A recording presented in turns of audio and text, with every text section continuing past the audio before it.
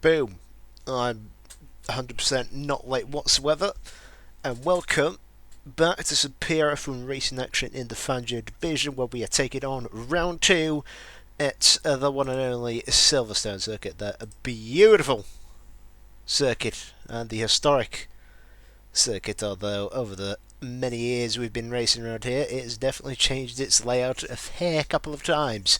Although the one that we are all very much used to is obviously the one up on your screen now, where we have ourselves a lovely 18 corners, majority at very high speeds, and especially with this game, is going to be completely flat out through probably more than half the circuit.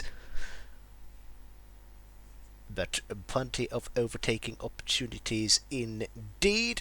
We've got ourselves a couple of DRS zones all the way on the Wellington Straight and the Hangar Straight,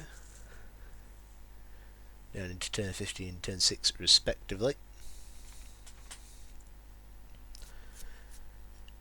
And hopefully we're going to see some good action. And just a reminder, it is a sprint weekend. I know we've got a sprint weekend on the second round. Sprint format is as follows: well, I would say a one-shot qualifying. It would be normally a one-shot qualifying session to determine the grid for the sprint, but due to a glitch on this very circuit where the AI would invalidate you at the start of the lap, it is set to a short qualifying just for this own session. So it is going to be a one single session of short qualifying to determine the grid for the sprint race. However, the actual main race will be reverse championship order, and for those who had the DNF, unfortunately, in the first race, it will be reverse order of how many laps you managed to complete before you crashed. So all is going to look a bit mixed on the grid, but we'll talk you through that when we get towards it. Speaking of championship standings, we'll have a look at the drivers, and though we've only had one round, Axel with a great race win at the very top, currently sat in P1, Josh Godwin in P2, Spread somehow in P3. There were quite a few last minute given out penalties that dropped a lot of people quite down the order. Curse, big penalty for the use of AI for too long in a race.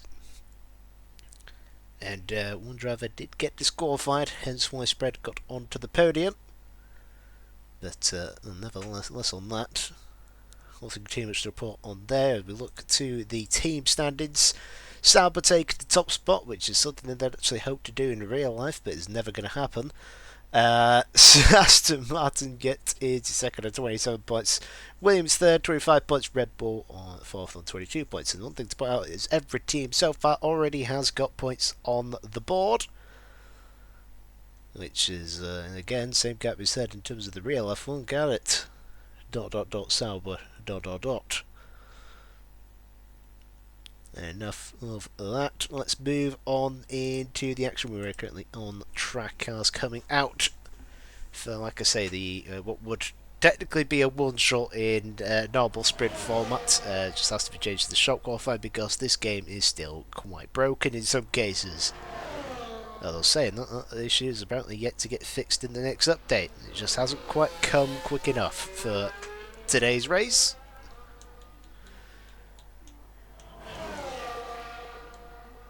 And hopefully bringing some more details in terms of the racing stuff. We've got some new telemetry up, and will hopefully allow us to see people's actual tyre wear in the race, and I might get a few insights. I won't be able to display them on the screen as of yet, but we'll eventually figure it out.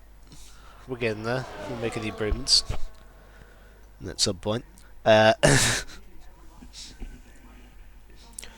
Not much on-track action at the moment. Only about 10 minutes in the session. I think the drivers only get about 12 minutes in terms of a sprint qualifying session. And it's just this one, like I say, one session to determine the grid for the sprint race. The main race is a reverse championship grid order. And we'll see if Axel can repeat his performance like he did last time in Australia. Easily at the top of the timing screens in all of the qualifying session. A little bit harder in the race for him, but nevertheless still got the win. But here's what this man who got to last to P2 in the last week's race, let's see what he can do now that he's actually here to qualify. starting his first flying lap of the session. Down the Wellington straight we go first of the two DRS zones. And into turn 6, also known as Brooklyn zone towards Luffield. I brings me on to the next part. I do apologise if there is a bit of coughing and sniffing of the cold season for myself as we started again. So apologies if I sound a little bit nasally, and you're just going to have to deal with it for today. Now hopefully it is better by next week, because it is rather annoying that we continue. As I'll tell you what, the back end did not look stable there for Mr. Godwin going through I believe that's Beckett's. He's very much pushing hard on this first flying lap. He has to do so. He's only got some people will be up to use the mediums first time round, and there's obviously is the soft tyre available. The lobby does get reset after the sprint race in order to put everyone in the right starting position for the main race. 27.2 then from Mr. Godwin. Can anyone get close or match it? We've got a few people heading out on track starting laps. Axel only just started his flying lap. As I... Oh, hang on. Like I say, I'm prepared for this. I haven't got the bloody app to tell me everyone's timing screens. We'll get to that in a minute. We'll stay with Davies in the Red Bull. Now, both Red Bulls had a bit of struggle last time out in Australia. Bit of contacts dropped down the order early on in that race. They'll be looking to try and come back a little bit stronger, though, because they still picked up pretty decent points thanks to a fair few DNFs down the order. Obviously, everyone who finished that race at that point could have gotten a point. I know, obviously, on the standings that we show here, we don't include the reserve drivers in the driver standards, but they do score points for the constructors, so it's still important to see where those guys will finish. Just a point, using an excessive amount of battery there from Mr. Davies in the Red Bull. It's going to be suffering from a lack of deployment under 10% value. But as he comes towards the line, where does it put him? Puts him third, 28.5 on those medium tyres. Big D went at 27.6, not too bad at all from Mr. Big D. Seems to be stepping up his game as well. Driving in the Ferrari, and Axel, oh my god. Axel he's ready to cook this season. He wants apologies. He wants to definitely make sure he gets well tethered to his potential championship shout. However, Annex Apple has definitely got something to say about that one. Pops in second, just a tenth off. Again, also on those medium compound tyres. Just having a look to see who will be next to do one on a soft compound tyre. We've got a couple of reserves here of Ricky and Chuck Norris. But they're just on outlaps for now. We've got Atkins in the RB, who's just started his flying lap. I go on board once I get actually set up. And I'm definitely not failing big down here. Radio. There you go then, Atkins on those medium compound tyres as well. Keep an eye on his set times up and down the time screens as well. Comparing it to the likes of the top sport. Or within 28 in the first set, and looking pretty good for now. He comes corner completely flat out, even on those medium compound tyres. Stays in 7th gear to make sure he doesn't cut off too much top end speed, as you would in staying in 8th through there. Just slight dab of the brakes.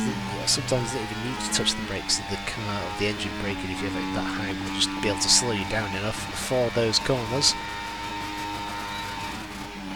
Now, Stoke corner, get it nice to the curb and overcook it towards the sausage goes, which again, I don't think that's going to get changed in the update. So we'll have to see how the drivers will compromise on their lines going forward. Final corner then, and it is P11 for Mr. Atkins. Looking to the other kick. Sorry, there we go. I was promised I'd go for someone who's on softs. And we have Ricky, 27.9 in the first sector. And a 36.0 in the second sector. Closely followed up behind is the Ferrari of Chuck Norris. He's a couple of tenths off in both sectors compared to Ricky here. So still got time to fight for the man. It looks like he's locked up on the front left there. And down across the line he goes. 27.8 for Mr. Ricky. Chuck Norris in 11th, 28.1. Like I say, looking a few tenths off in both sectors 1 and 2. It's an interesting comparison. We've got Godwin and Vapor who've just put the softs on along with Axel, all just switching them to softs, getting ready for their final run. Final run very quickly approaches in the 9 stages here of the qualifying, as it is just such a short amount of time you get compared to normal. Misfits then in the Mercedes on his first and potential only potential he's not actually pushing at the moment. He's still yet to put on the blowers at the moment, but he's got one chance and he's going to have to do it on medium tyres, which is a bit confusing. That's not quite ideal in terms of his potential qualifying position for this sprint race. Fair enough if he gets up there, but everyone's going to switch into them softs. They're going to be absolutely rapid in the final part of qualifying, and God knows how hard it is going to keep up with all the improvements. Right.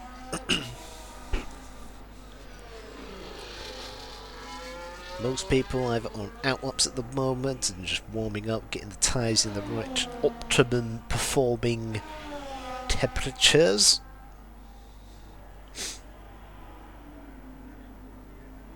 So far at the top sits Axel on a 26.3, closely followed by Alex Arpel on a 26.7, and again not too far behind that is Vapor JS, who's now just started heading out on track on them soft tyres, just getting them nice and ready. One of the first of the top 5 to head back out on track. 1 minute 50 seconds left. Everyone's going to be pouring out the pits at the exact same time here. Not got a long. I think those guys are still sitting and are really leaving this quite last minute off for piss sake. Why do these people exist? Go away. Nobody wants you here. Terrible.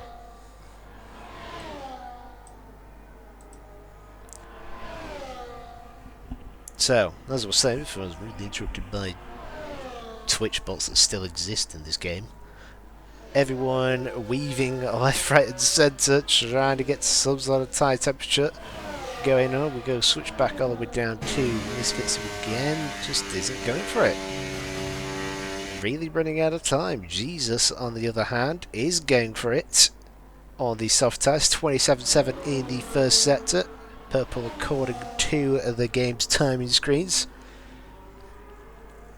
There's a lot of those people now that have just come out, starting to head towards the line to start their final flying run. 36 seconds left on the clock. Ricky isn't going to be going out again. Norris, Truck Norris, Scott, Ortiz the Dragoon, as well as Dartlord, and all of those guys are going to be going out.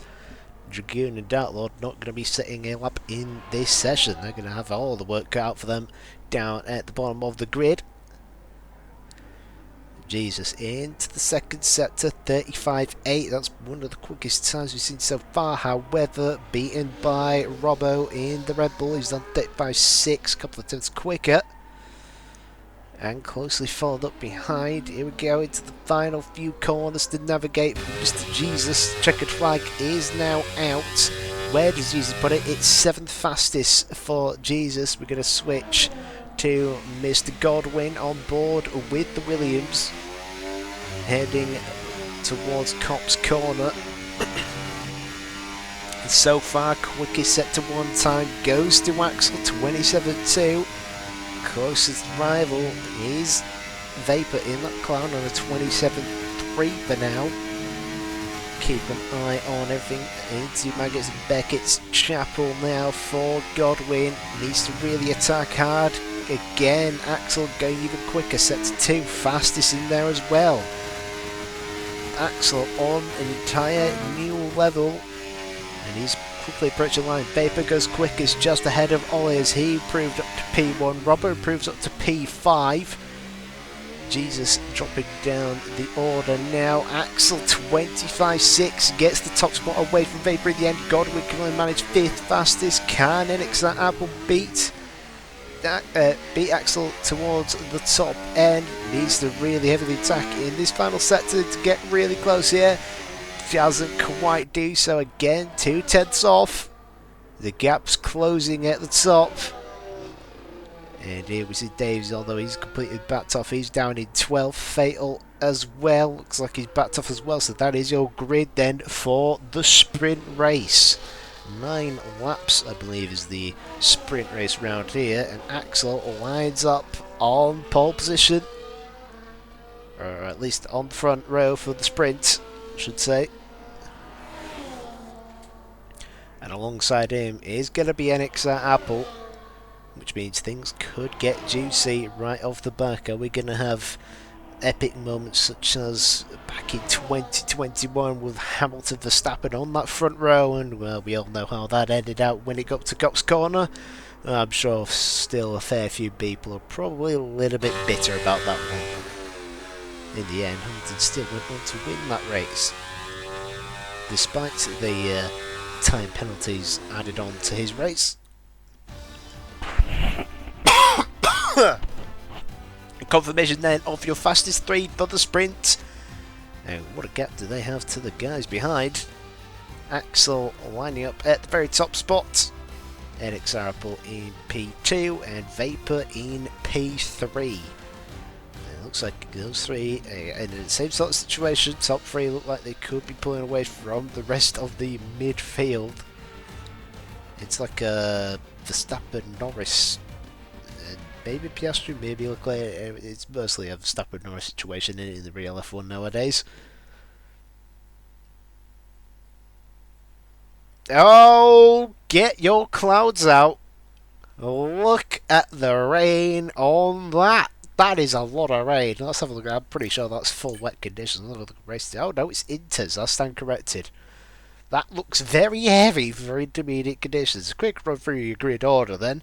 We've got Axel along on the front row alongside NXR Apple in P2, Vapor in P3, and he's got spread for company. Ollie Champ 5th, Godwin 6th, Robbo 7th, not bad at all.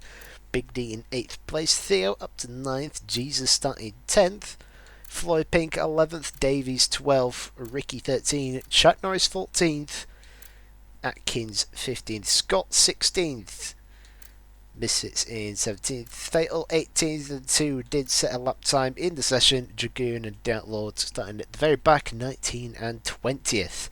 Full grid, what could possibly go wrong?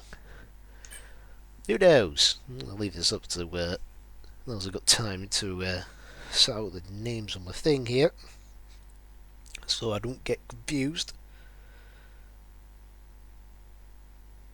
as that will happen.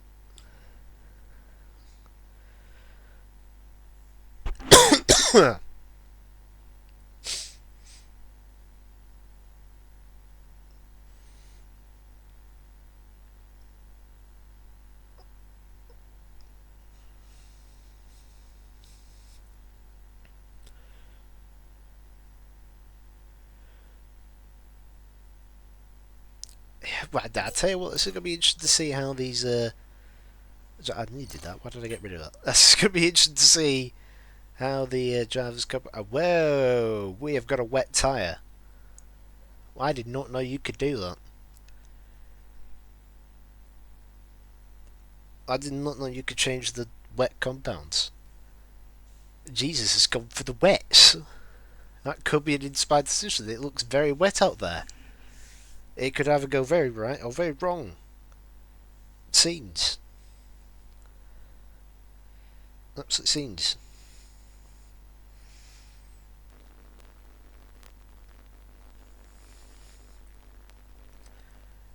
Well, that's just made an interesting discovery. Has anyone else done that? No, it's just Jesus. Unless that's a glitch,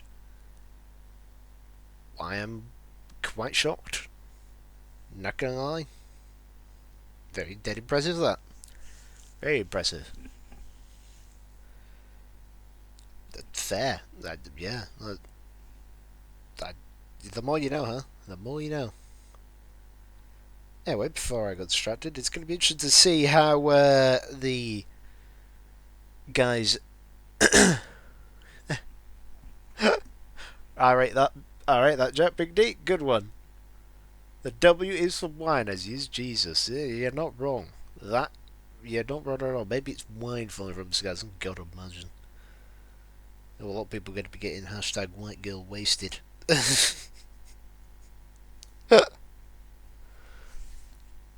Don't worry about it. The joke worked in my head, and that's good enough for me. Oh, dear me today. It is all kinds of chaos. Oh, here we go then. Although we do have the formation of that bond, I guess they fixed that now. Yay. Woo. Yeah, I can confirm. He is on wet tyres. Well, I'll be. I can't believe you can actually change your tyre. Definitely, yeah, that's definitely wets. Alright. Well, that could be a very decisive decision then, not gonna lie.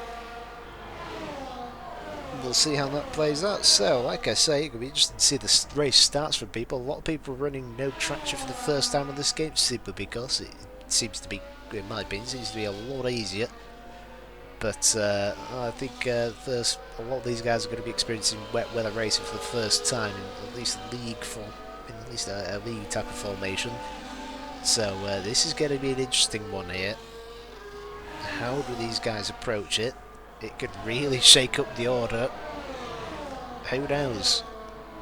Maybe a masterclass from Dragoon. Yeah, he's another one who made up many positions starting towards the back of the grid in the Australian race. Maybe he'll do the same in the sprint here. In terms of the sprint, the top 8 scored points, such as the standard sprint scoring system in F1. And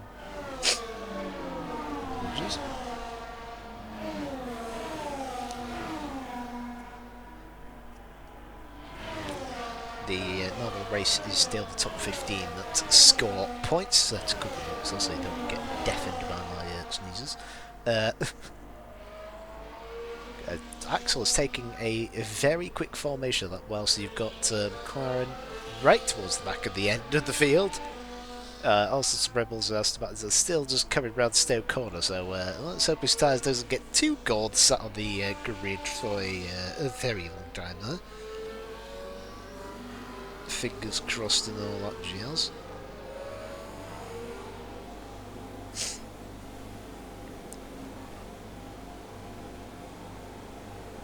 Just wait for the last guys to line up before we get underway here. Oh dear, a couple of people missing the grid spots. Well, it's almost time.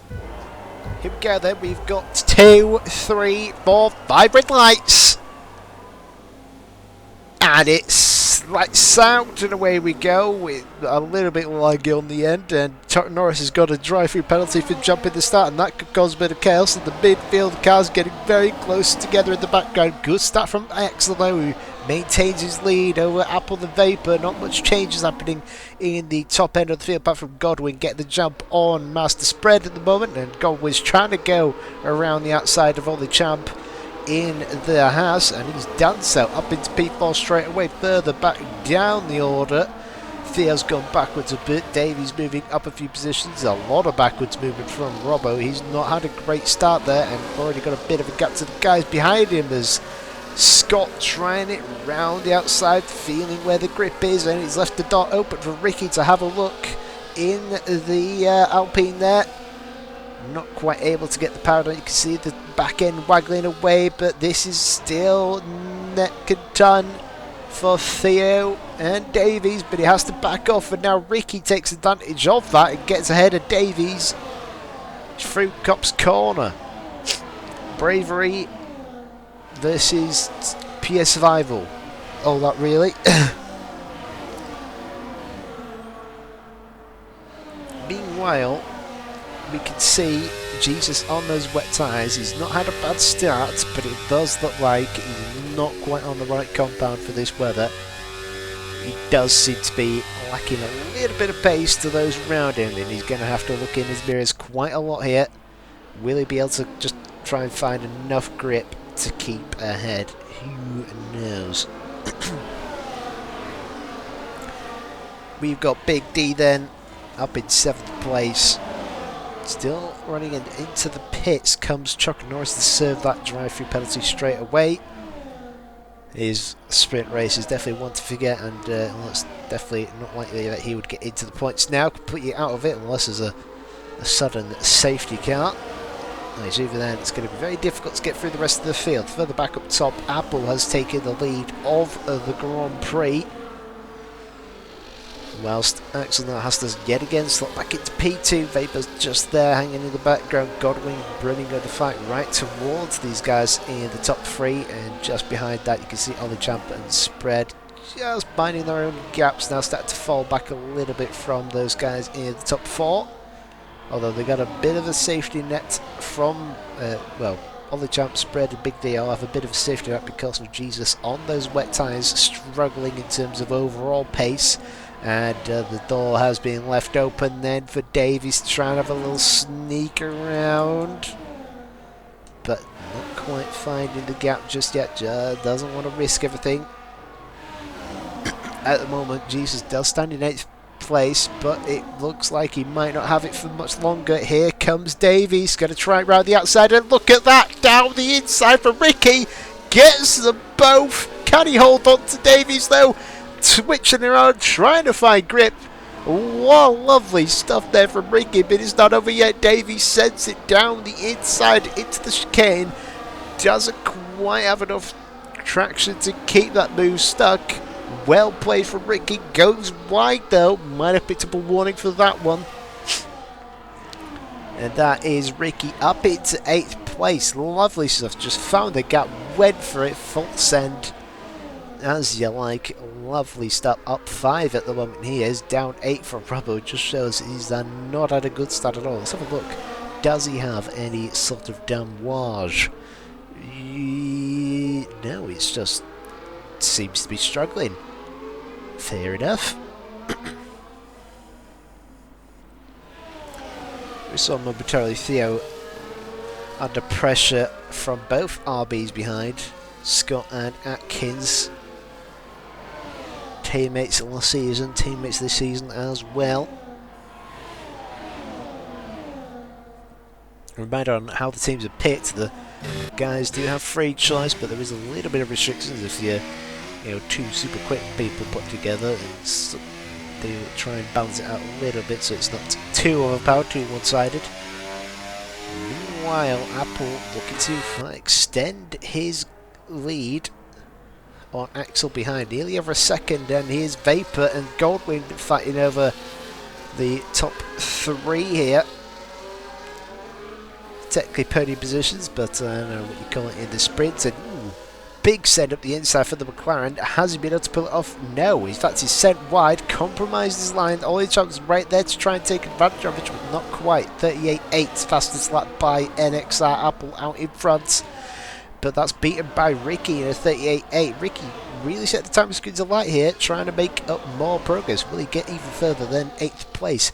Might do as fatal speeds into the pit lane and returns from the session. That is the end of his sprint race. So far, his start of the season has not gone well at all, and it's still looking a very poor start for him this season. Might pick up points in the race though. Like I say, top 15 score, opportunities come here thick and fast at Silverstone. It's Because you might see people binning it. It might have this rain that'll stay around. Who knows? So Godwin in P3, Axel really struggling in these intermediate conditions to keep up with Apple here. Apple now extends to 1.6 seconds out in front.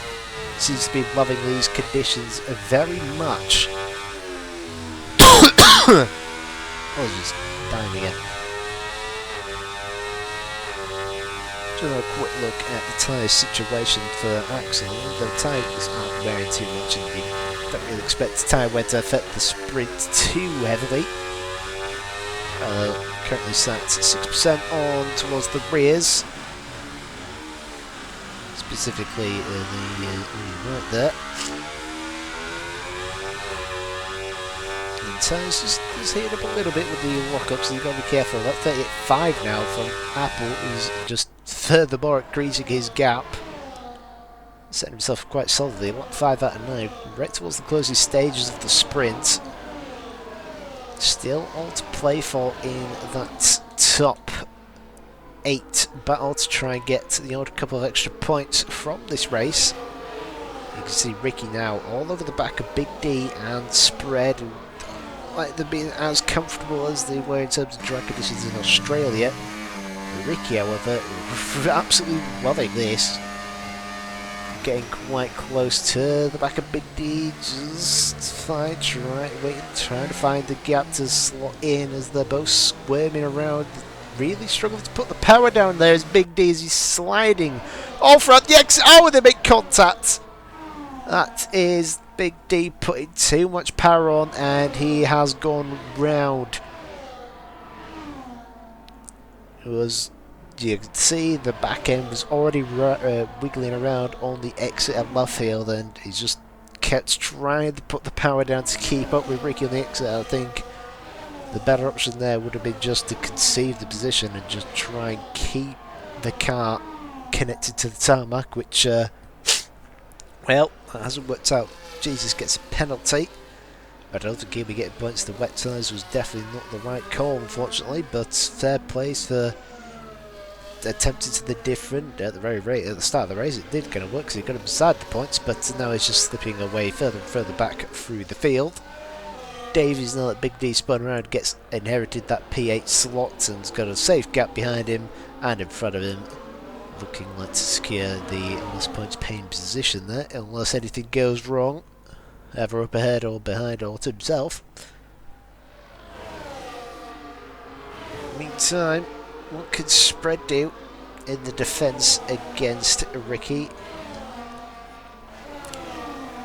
At this current rate, who knows, you might be able to get close enough to the likes of Ollie Champ, maybe sneak a top 5 finish. It might be a little bit too much of an ask to try and get to the likes of Vapor and Godwin, but depends on how quickly he can clear, for him, traffic. Because he's definitely got a lot more pace than some of these guys around. I can't quite see too on them. We can see tire details for their oh, that's Big D gone round again. Hang on. He's gone off again. This time towards Brooklands. And slots even further back. He's now down in 14th place. It's just gone from bad to worse for Big D, unfortunately. But, you know, you get... It's bonus points in the sprint. You got to think of it that way. It's just bonus points, and your big point scorers come in the race. That's what you got to think about. Meanwhile, Ricky has gone for it into Stoke Corner and has made that mistake and got ahead of Mr. Spread. XR Apple again, still going very quick. Axel did respond a bit. He did close that gap back up to 1.6, but I think it's too little, too late. On lap 7 out of 9, it looks like he might have to settle for second place. Losing that all-important extra point. No fastest lap extra point scored in the sprint. But obviously that will still come in factor in the main race. You know, these points could be crucial in the long term. It's only round 2, we've still got a very long way to go in this season. Here comes Godwin. Sorry, here comes Vapor back on Godwin. He looked to try and go down the inside through Brooklands, but it hasn't quite worked out, and power sliding the way out of left field. As per the difficulty of getting the power down, does he ever think about going to Cop's? Not quite, and they're going pretty much sideways through Cop's corner.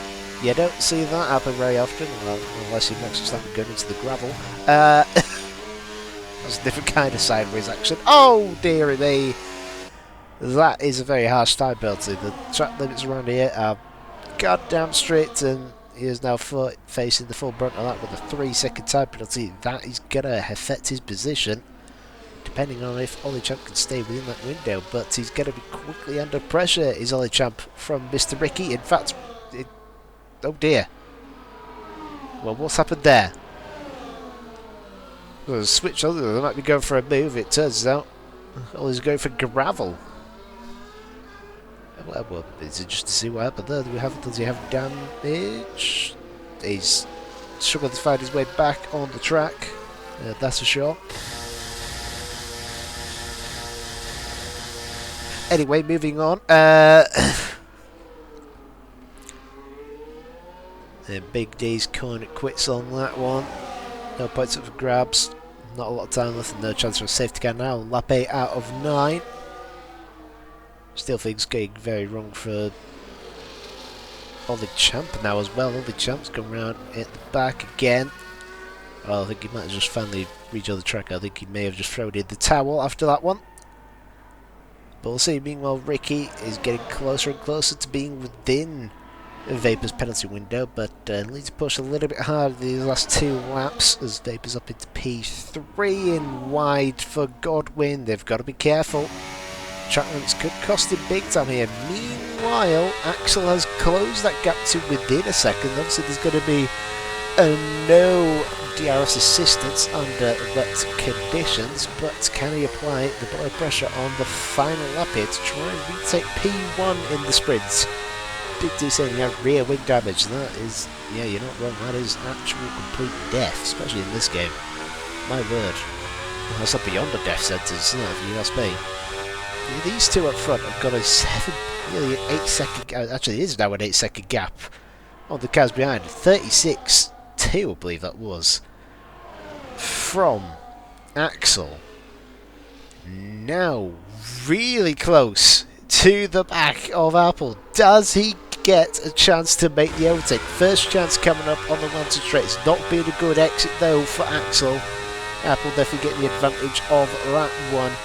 Not a lot of DRS to play with going down here. Not quite. But again, still going very quick. Has he been saving that last little blast of pace for the very last lap? Trying absolutely everything he can with the battery. You've got enough fuel to keep it going, and that going too wide. It's giving Apple a safety net for the hanger straight here. Apple might just live to see P1 in the sprint. It's all about the exit here, and it's a good exit, and he's responding with purple sectors as well. 39.0 that was in sector 2. Whereas Axel was definitely a little bit slower, but gains a little bit of time through Stowe Corner.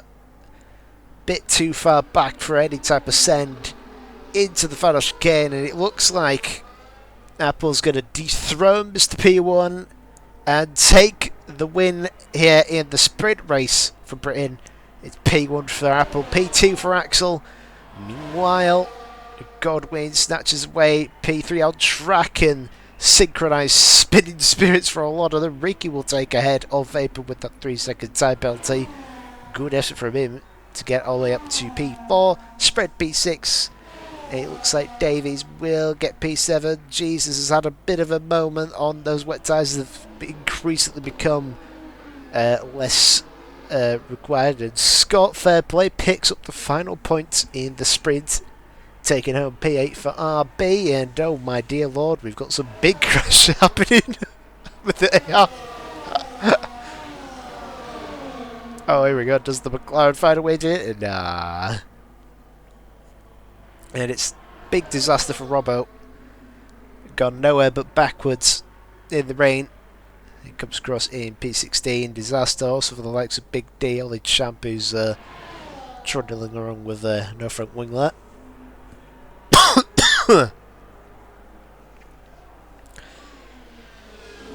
So, positive sign, at least for Apple, in terms of his race pace in wet conditions.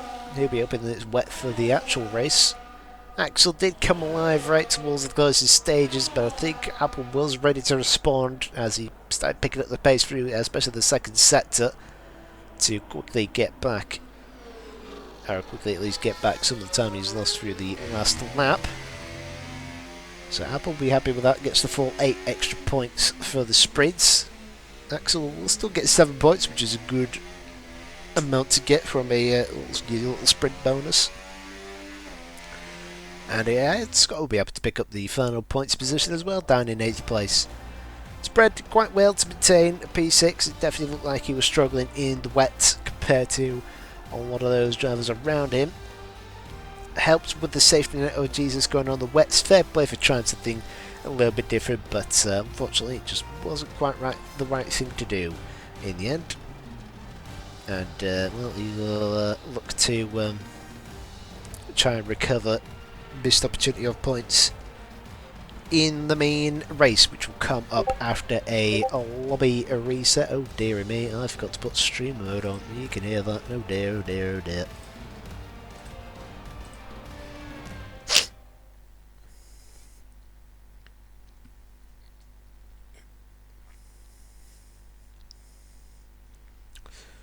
So, yes, by the looks of things, it was contact between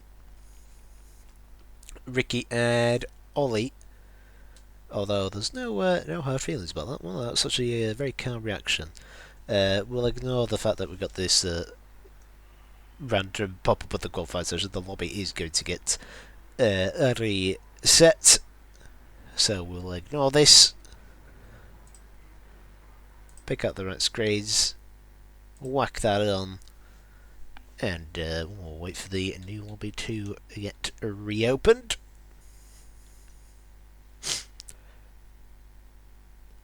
So a couple of things to point out there. It was good wet pace for the likes of Apple. Initially Vapor was pretty good, but that got very quickly sighted out by dropping further back and then struggling with the track limits. Track limits is looking like it's going to play a bigger role than it did in Australia. They definitely seem to be a lot stricter, especially if you're going that quick through the likes of Comps all the way through Markets, Beckers and Chapel.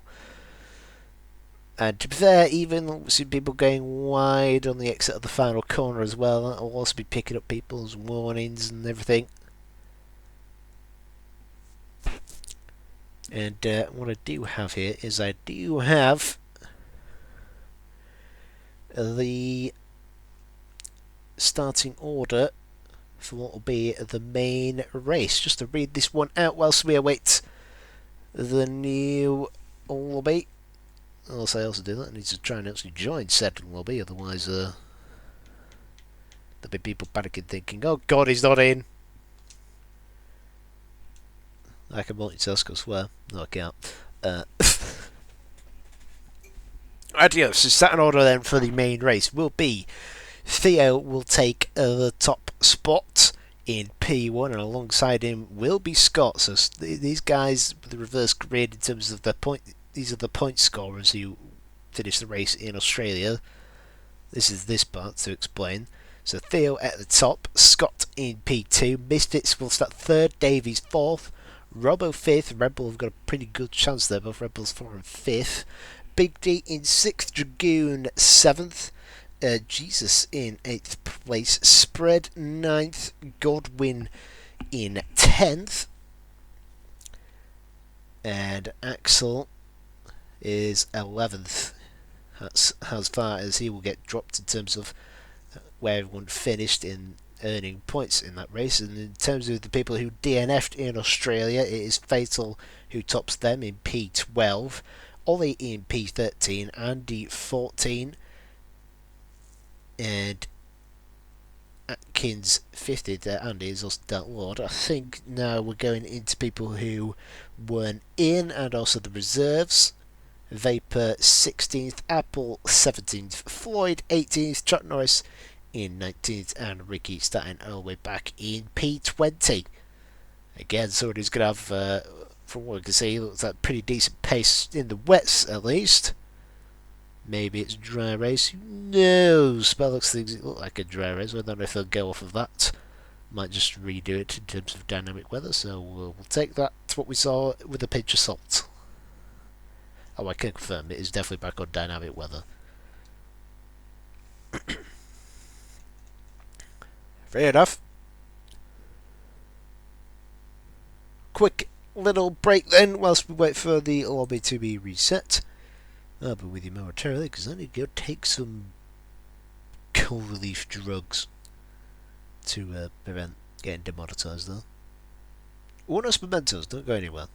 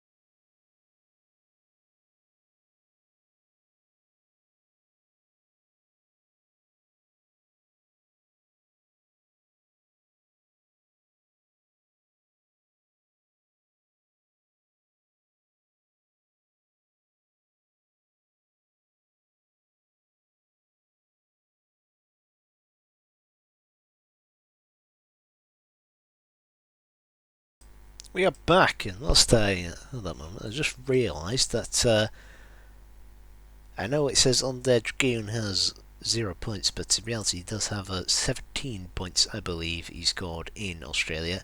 I think it's just been put into his reserve title instead of his actual full-time driver title, so he's not down in 17th in the standings, he's actually up in 5th in the standings. Had a big deal, 17 points. Just to correct that one, so just ignore that. There's a little mistake there. We'll get it corrected next time round for you, no problem. Just a reiteration of the current situation. Like I said, there you go. You can see Gladys got 17 points. That's all the 17 points that Mr. Green earned in Australia. Let's see if they can add more to the tally. Sauber's looking, both of them looking pretty strong. Theo and Axel with decent pace, and you've got the likes of Theo right towards top end of the grid. In fact, obviously he's on pole position for the race. So, I've got a kick Sauber. I've got a very good chance of extending their lead out in front in the constructors. Hoping that nothing goes completely wrong. And you're not wrong, I think we do need some Tokyo Drift sound effects for the likes of Spread and Big D. Sorry, Spread and Ollie Chab in the Aston Martin there, because they were going sideways literally everywhere, although we also saw that from Axel on board chasing down Apple. It was, again, pretty damn entertaining stuff. You can tell these cars don't like going in a straight line, they like to go as sideways as possible. Reiteration then of the calendar, as next week we will head over to Saudi Arabia. The first, actually the second of our street circuits. Forget Australia's a street circuit. You don't really think about it being a street circuit, at least in my opinion, because it's actually, it's not like the walls right next to you. I think Saudi Arabia will be our first tree circuit where the walls are going to be right next to you, and you're never too far away from ending your race. It's definitely going to be a difficult one for the drivers to navigate. Back under normal weekend structures, obviously the next sprint is not until 16th of August, where the drivers will take on Japan at Suzuka Circuit. Another interesting one to put for a sprint.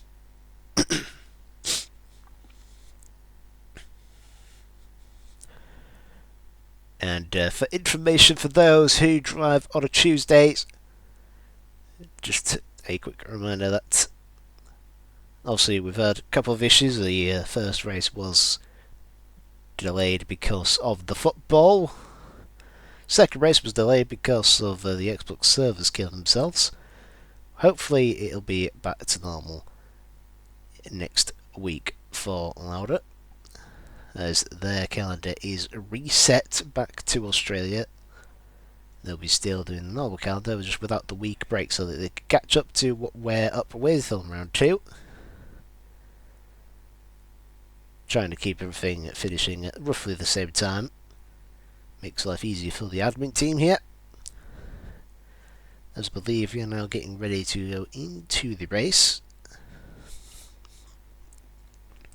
Drivers will obviously have a chance to put on their setup and start their race strategy. And speaking of race strategy, tyre compounds that are available for this race is the 3 hardest compounds, as they bring C1, C2 and the C3s.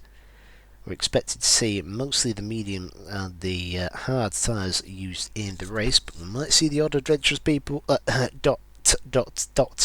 Godwin, to go on the soft tyre at the start, although expecting them not to be the best of race compounds, at least not after a couple of laps where they've already blown up. But we shall see what people decide to do as we get into the race. I'll be switching on momentarily, just avoiding that we don't hear the apparently copyrighted main menu music, even though it's on the non-copyright version. It's just EA being clever. There we go. Loading up now. I believe it was... correct me if I'm wrong, I think it was on 26 laps, I believe. Coming up shortly.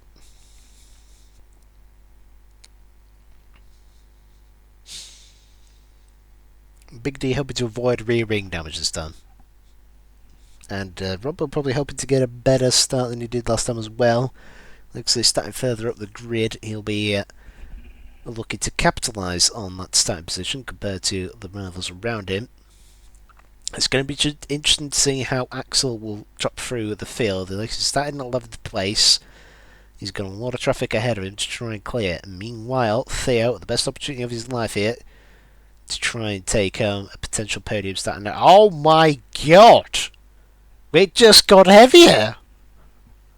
Look at that! You can't even see your way down towards the bloody first corner there. It's that foggy with the rain. Oh, well, that's even heavier than it was in the actual... Now, that's surely people... Yeah, there we go. Wet tyres this time. Well, if your name's Apple, you're thinking, crikey, we could be on here. I know he's starting way down the order in P16, but, well, crikey, he's going to be loving that one. Meanwhile, Spread and Big D are going to be turning back on into Tokyo Drift Mode. Jesus, he's already got experience on the wet tyres. He's got an advantage. He's already been on them. Wow, this changes absolutely everything. The wet conditions. I don't know if anyone can tell me if it will eventually dry up or if it's going to stay super wet.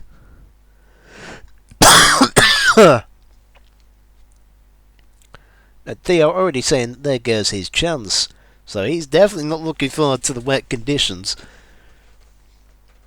And this is Jesus' prime time. We all know Jesus does love the wet weather. We have seen it before on the previous game, back in his time driving in FPR1, where he He's taking up some fantastic moves and had a great pace in the wet. So can he continue that onto this game? Oh, we shall find out shortly. But I don't think there's any point in talking through the people's tyre shorts because they're all starting on wet tyres. We've got wet tyres for the likes of, well, there's anyone going to go balls in, switch onto an intermediate. I tell you what, I would have laughed if you just say, Jesus, just switch onto the intermediate tyres there. But I think you'd be a bit foolish to do that looking at that. You can even see the puddles in the pit lane. And that is quite a lot of rain. I think there actually has been some rain affecting the real F1, although I think the session's finished before the rain came. We have got some of our own out there in Silverstone. Hope you have a lovely time there. Done it myself. I know that it is great. Definitely a worthwhile experience. Even if you just do general admission, I do recommend it. It is a lovely experience.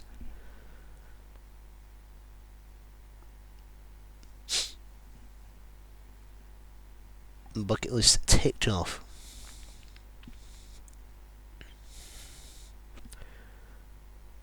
But yeah, no, let us know if it's going to dry up at any point. That'll be lovely.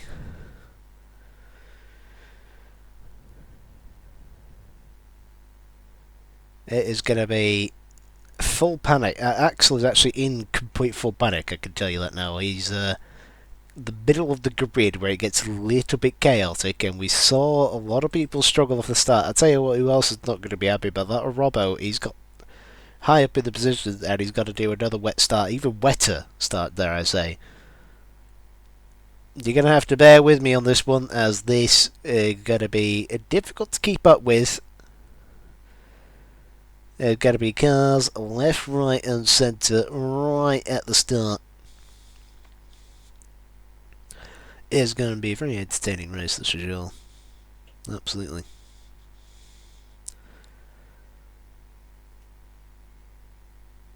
A reminder that the top 15 score points, and you obviously get the extra bonus point for the fastest lap this time round. Whether you'll be setting that faster lap in the current conditions or whether it will dry out towards the end, who knows? This is what we like about the extra mystery factor that we are dealing with here.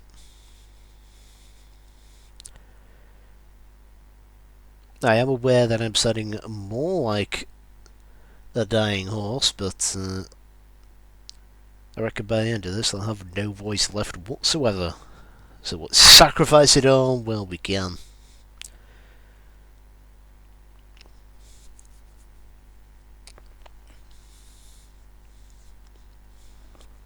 I believe we'll be getting underway shortly. I didn't actually look at what time these guys said we're going. Oh no, we're going now. I think. Still got waiting for players on my screen. Oh, there we go. Right, formation lap then underway. And to be honest with you, I don't think I really need to confirm. It's what we see already. It's everyone on wet tyres. Double check that. Yep, everyone on wet tyres. Obviously. This is going to be, yeah, chaotic. Let's get rid of that. We don't need that.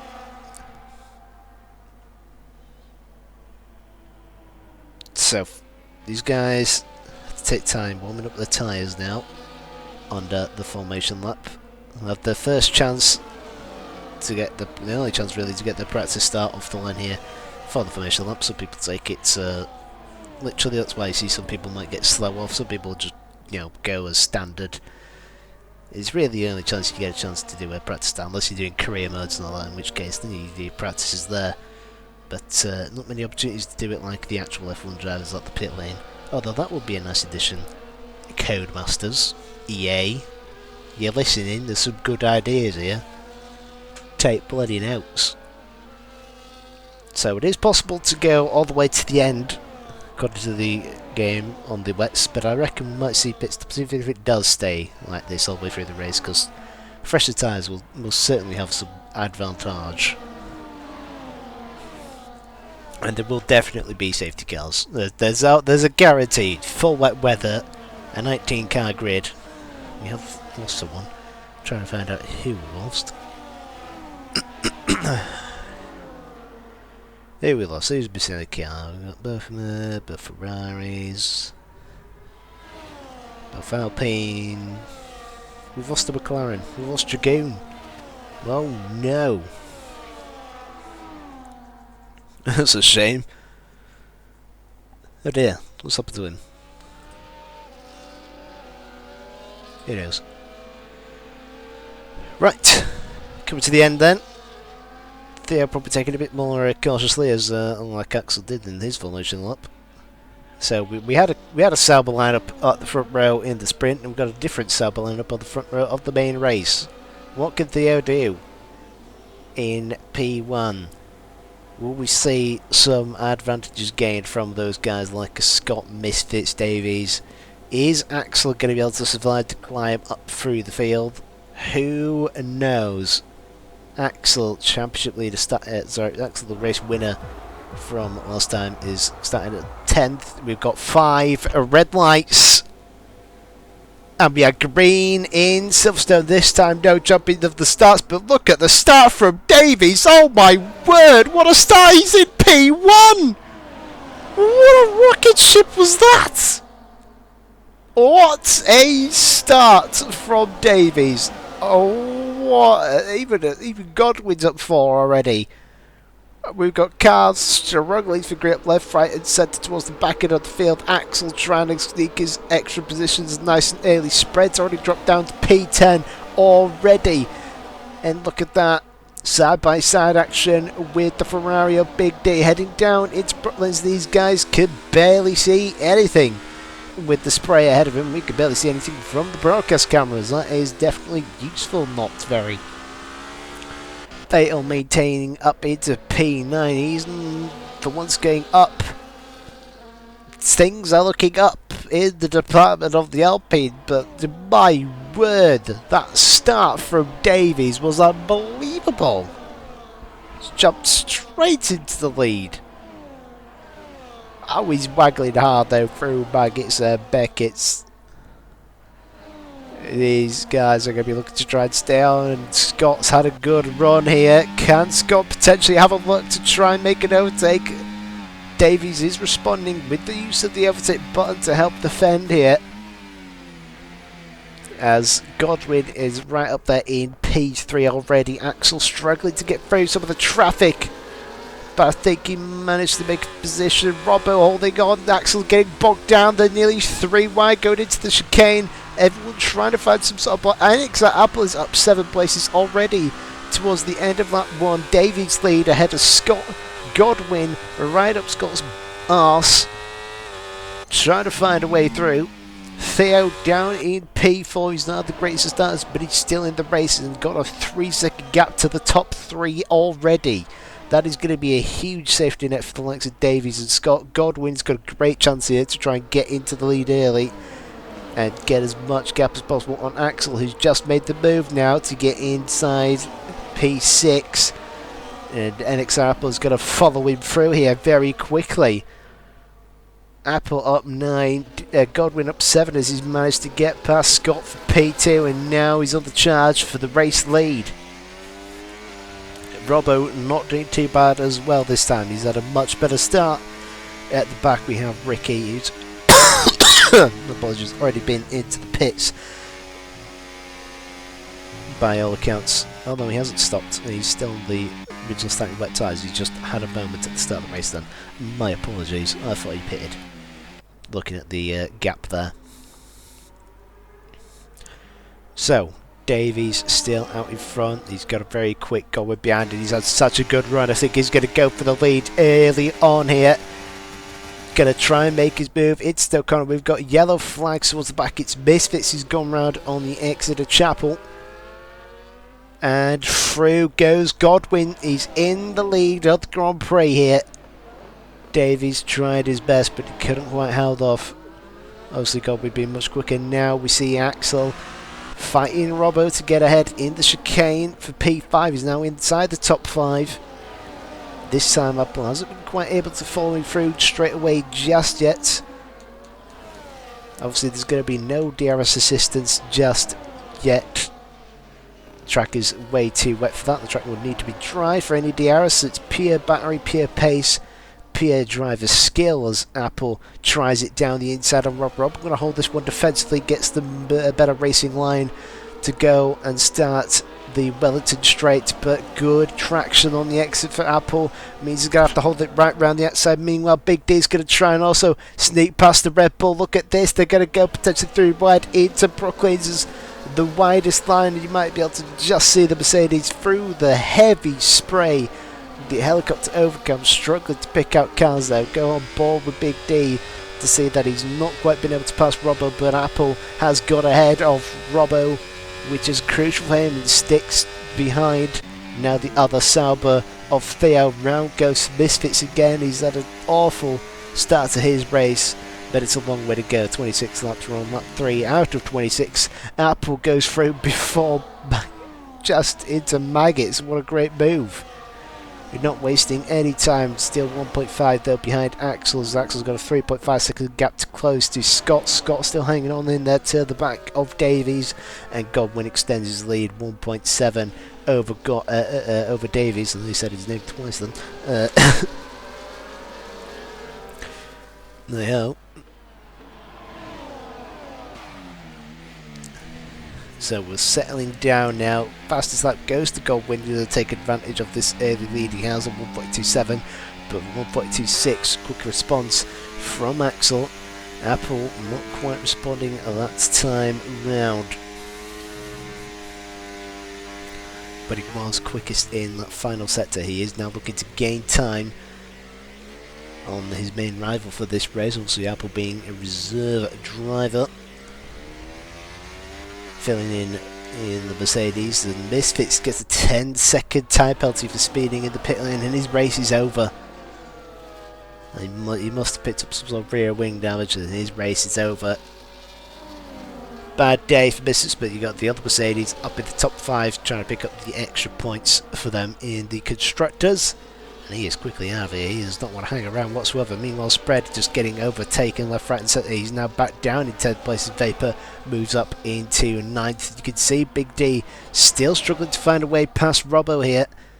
He gets very close up in Cops Corner, but isn't going to quite be close enough to get alongside, as that was a huge slap of oversteer from the McLaren, but he still kept it with the gearbox of the Ferrari ahead, and they're all just stuck behind Theo, who's really struggling in terms of pace and giving a huge safe dirt to those in the top 5 for sure.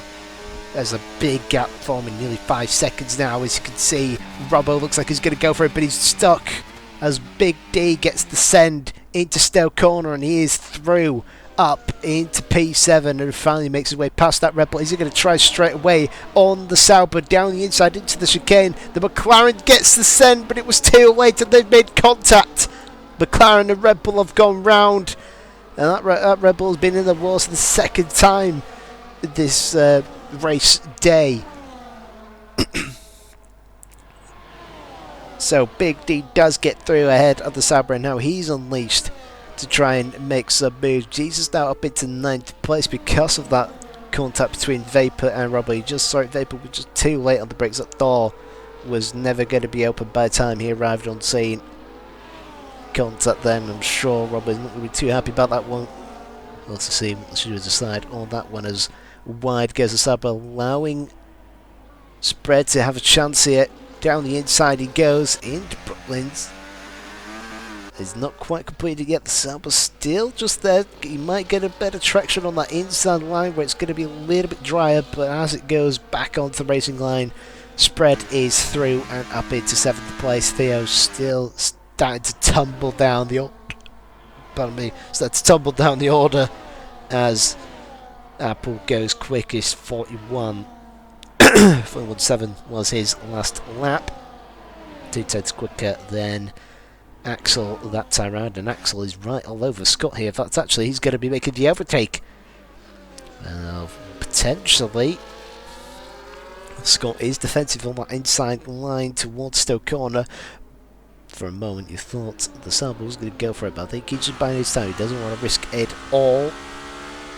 Godwin nearly got a 5-second lead ahead of Davies. These two the only sort of defence for him, as the other guys, both Axel and Apple, looking very quick, lapping around 5/10 quicker so far than the race leader. However, the stop behind Scott and Davies, who are doing 1:43s, which is not what these guys want to be dealing with for much longer. They've got to be clearing it quick as Apple makes the lunge there. Up the inside, he's going to hold it there, but not quite have the move completed, as the long way around the outside. Axel holds that position and stays ahead of the Mercedes, but for how much longer? Mercedes has another look into Brooklyn and stays there much later, trying to carry as much speed as he can, but he gets drawn out to take the wide line in left field. Sometimes it is the middle line to take in the wet conditions, but it's not quite going to beat him out. These two are holding each other up from being able to overtake the guys ahead. Not quite ideal for those at the moment.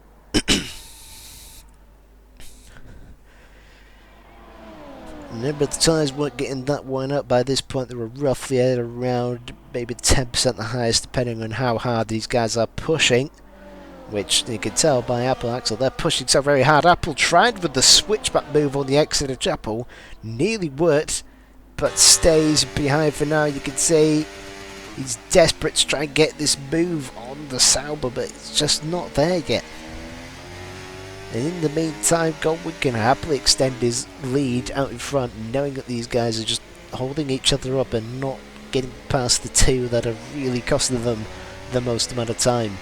Still lapping in 1:3s, as that's a big tank lap, although saying that, it was a quicker lap, but still a second off Goldwyn. 42.7s whilst in the lead. Goldwyn doing a 41.7, and there you can see Axel trying it round the outside. Scott just holding his line. He's not doing any last minute lunges, as they make a little bit of contact there, rear wheel contact onto the front wing. No damage though, which will be good news for Axel, but it's cost him a bit of time on the exit. Ricky goes quickest, 41.4. He's still down there in 17th place, whereas Chuck Norris has made a visit to the pits. Just a quick look, he did go back on to wet tyres.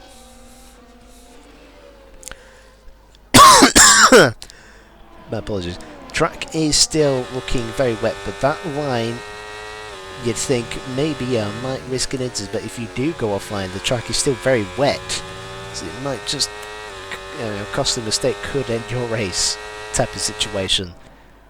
Knowing that the rest of the track is still wet. The rain has eased off significantly, so I won't be we're too far away from intermediate tyres. I apologise for the background noise, I will kill them later.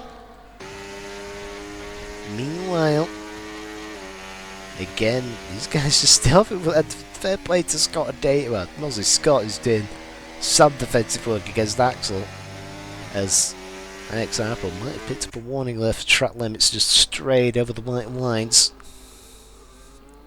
Goldwyn goes quick as this time, 41.3, as the track is improving.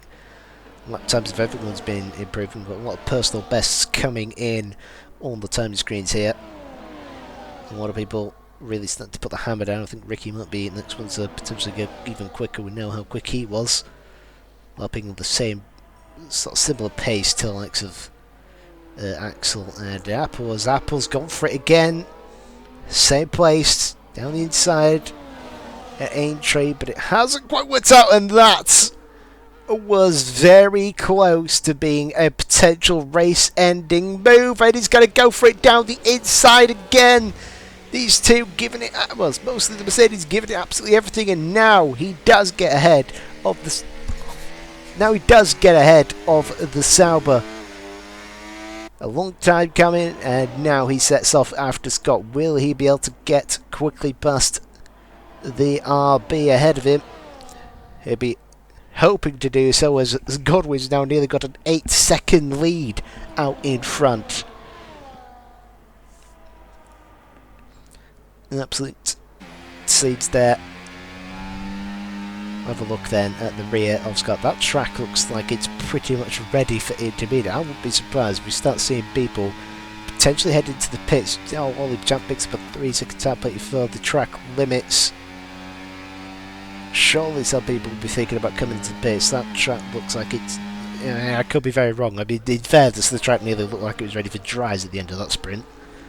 But looking at how quick these times are coming down, we're probably not far off the switch to Inters. We might even see the old gambler. We'll keep an eye on the track, not just in case anyone peels off into the pits. And here we go. Does Apple think about the send? He's looking left, right, centre. Can't quite find the gap just yet. Oh, I tell you, we do have Gambler in the pits. Fatal has gone into the pits. He's the first one to try and go for it here. Have a quick look just to confirm if he does switch on to the intermediates. As you would have thought Apple would have got this moved on, but now he's got the outside line through left field, but he's left the door open for Axel to have a look on the inside, but he couldn't get the power down. You can see the twitch at the back end from the Sauber. Apple compromised his line there big time and got lucky with the back end problem. Intermediate tyres on Fatal's car. We'll keep an eye on his sector times compared to those out in front. Chuck Norris ending his race in the pits prematurely. Bad day for one Ferrari, bad day for one Mercedes. Still got 17 people left in this race. Might not be able to tell. I know we've been on board with these guys at the front, but this battle has been very entertaining, a long time coming. And Apple again having another look at Scott. Scott just doing bits, just staying on the racing line into the big send into the chicane. Forced a little bit of an error. Does he get alongside on the exit of the final corner? No, he does not. And this is still looking great. We've got yellow flags now. That's going to prevent some overtaking action because of the car rejoining. They can't quite go for it because of that yellow flag zone, which will be to Apple's disappointment. We've got 10 seconds tap for Ricky speeding into the pit lane. He's next to go on the intermediates. Just coming a look at sets. I think those tyres are still warming up for Fatal at the moment. He was a 42 something or other in the second sector. I think he's yet to complete his lap, although he still is on the outlap situation. Godwin's got a 3-second time penalty for exceeding track limits. Oh dearie me, that's not what he wanted to do. For a moment I thought there was a move coming there. We'll switch over to the battle for P8 involving Vapor, Jesus and Ollie Champ of the Hasses, as Axel gets ahead of Apple in the meantime whilst that happened. Still doesn't look like it's quite ready for it, does, although both Alpines have switched on to the intermediate tyres. Although saying that, actually, similar sector times from Fatal compared to the rest of those. The 42s, Goldwyn goes quickest at 40.5. I think it might be time for the Inters. That might be an inspired bit of information if anyone's listening. Yep, it is. Into the pits comes Jesus. And was that the other Haas? Yeah, both Haasses have come into the pits. They're going to go for the double stack here. It might be wise, you know. The amount of time you might lose just staying on the wets compared to getting onto the quicker intermediate tyres. But that was definitely looking like Inter's going quicker. Yes, absolutely. Quickest set to 2 set by Ricky, who was on those intermediate tyres. It is definitely time for that crossover point. Both Apple and Axel have finally got past Scott, and here comes Axel down the inside of Davies. Does he get that one down in Brooklyn's? Not quite. He's got that wider line, but it's allowed Apple to sneak through on the inside. Both of them sliding heavily in the rear as they're just trying to get the intermediates are definitely going to be getting a little bit hot and bothered in these conditions. You can tell the rears are now at slightly overheating temperatures because it is just too dry and it's not the right gut bounders. That was a huge back end moment for the Red Bull. Well held to keep that on the track and actually even within track limits. Overtake being used immediately. The 3 wide onto the Tiger straight. Apple goes through the pair of them up into P2. Godwin still stays out. Any of these guys think about going into the pits? No, top 5, all of them staying out for now. Which is an interesting choice. You can see that their tyres are slightly overheating, although they're still quite cold on the front. For Scott, they're doing quite well. A good job of keeping them cool, actually, going off onto the wetter line. Into the pits comes Big D, Vapor and Master Spread. All of these guys going on intermediate tyres. Let's have a look at this stop from the Aston Martin crew. Quick little change. Doesn't beat out any of those guys ahead though. Still up each other's arse as Atkins goes through. Ahead of them, not staying out on the wet tyres. Let's have a look. Further back up, you can see the gap from these guys already massively increased now that the axle and apple have been released a bit. Godwin will know that, and now will probably think about coming into the pits this lap, knowing that nearly half the grid has gone on intermediate tyres. From Big D downwards, all of them have gone on to the intermediate tyres. We'll get this information up for you guys. You can see bottom half versus top half. Those guys in the bottom half are going to be going a lot quicker. Robbo in 8th place, yet to pit. When he does pit, he'll be far down the order. He's not having a good race. Involved obviously with contact with Vapor in the chicane. Some spin round. And I believe that was for the second time here at Silverstone. I think he might have had an incident in the sprint race, which was why we saw him so far down there. While the leaders still stay out, although I think it was Davies. Davies has gone into the pits. He's next to follow through.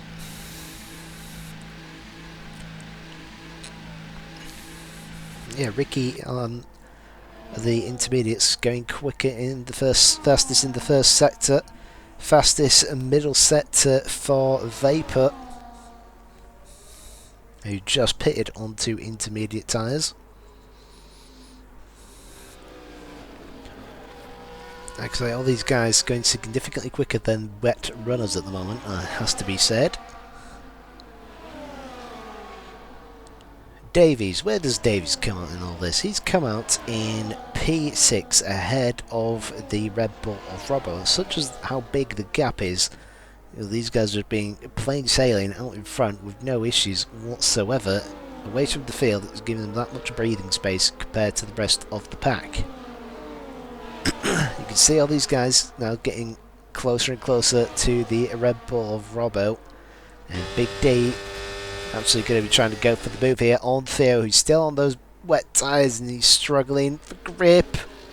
As the Aston Martin of Spread is also going to sneak through to make sure he stays attached to Big D all throughout the rest of this race, I'd imagine.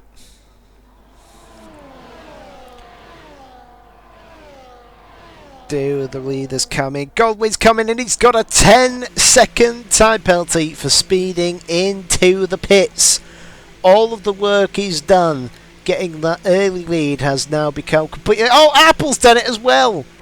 Oh, dearie me, the speeding in the pit lane is catching so many people out, and it is a big ender because it's 10 seconds now, as per the new standard of time penalties in this game.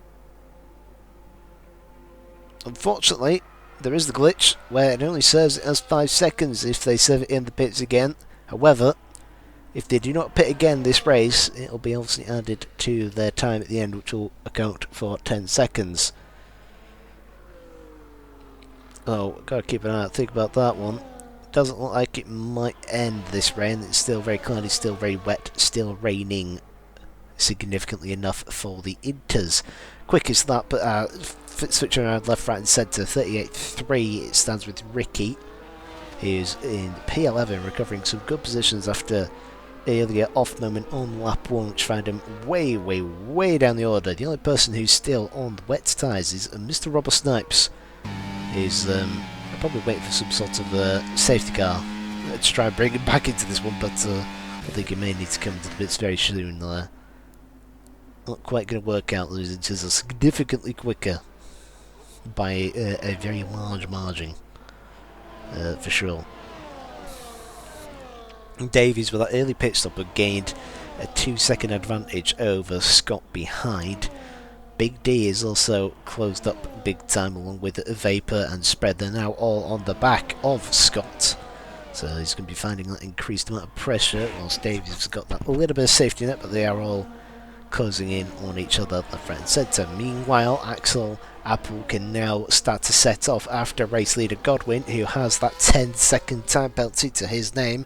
Also with a 10-second time penalty is Apple. We're going to have a look at the rest of the penalty situation. 10 seconds for Ricky, 3 for Ollie, Theo and Floyd, and 6 for Dark Lord as it stands.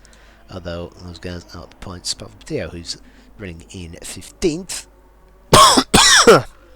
Apologies. Vapor with quickest lap, although that's... oh no, never mind, he's gone back to Vapor with 37.4. Really putting the hammer down as into the pits finally comes Mr. Robert Snipes.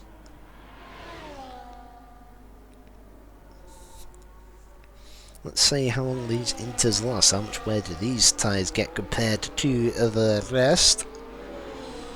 As I suspect, probably won't be too much difference, and I reckon these guys will probably comfortably go to the end on these sets of tyres.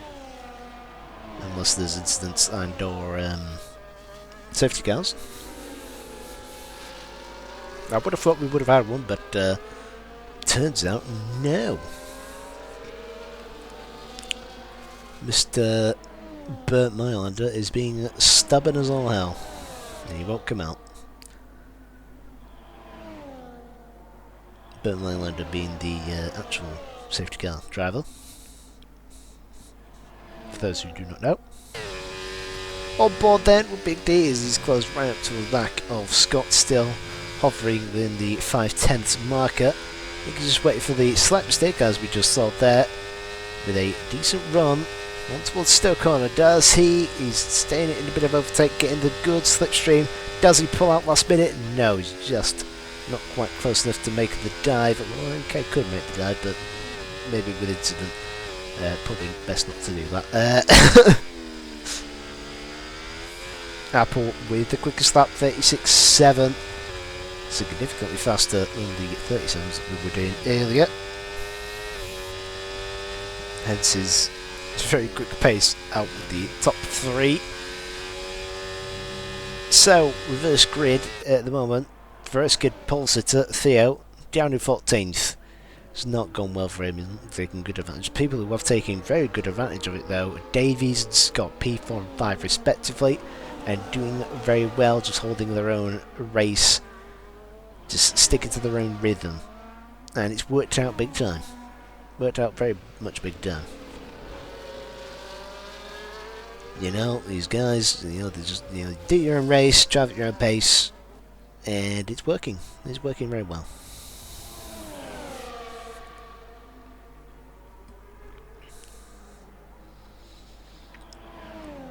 About 5% difference in tyre wear from those that pitted slightly earlier than the rest, as that McLaren goes wayward again at Cups Corner. Its favourite corner to go off the track at the moment, it has to be said. Certainly likes going wide, and how many times can he do that before it starts getting penalties from the game? Like I said, the stewards, no actual in-line stewards. That's a good thing to put in-line stewards, that'd be nice. Meanwhile, a good exit here puts him all over the back of Big D, and he's going to go for it down the inside.